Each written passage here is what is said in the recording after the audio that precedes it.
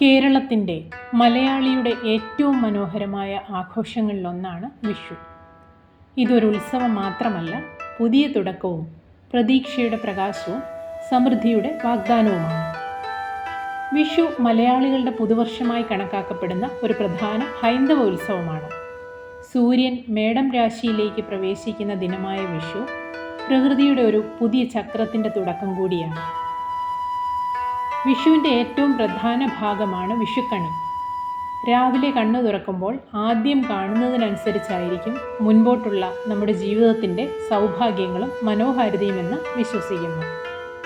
വിഷുക്കണിയിൽ സാധാരണയായി ഉണ്ടാകുന്നത് കണിക്കൊന്നപ്പൂ, നാണയം, സ്വർണം, അരി, പഴങ്ങൾ, പച്ചക്കറികൾ, ദീപം, ദേവൻ്റെയോ ദേവതയുടെയോ ചിത്രങ്ങൾ ഇവയൊക്കെയാണ്. ഈ കാഴ്ച സമൃദ്ധിയുടെയും ശുഭപ്രതീക്ഷയുടെയും പ്രതീകമാണ്. വിഷുക്കൈനീട്ടം സന്തോഷത്തിൻ്റെ കൈമാറ്റമാണ്.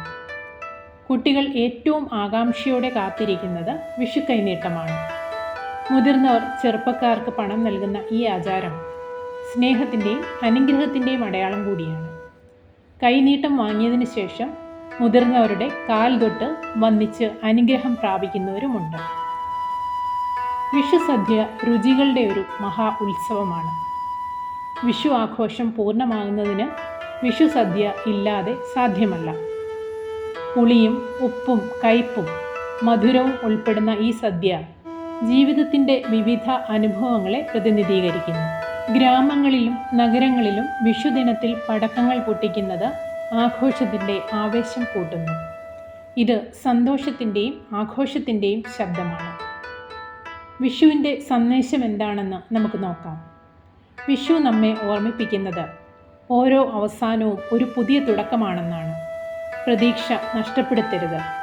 സമൃദ്ധി നമ്മുടെ മനസ്സിൽ നിന്നുമാണ് തുടങ്ങുന്നത്.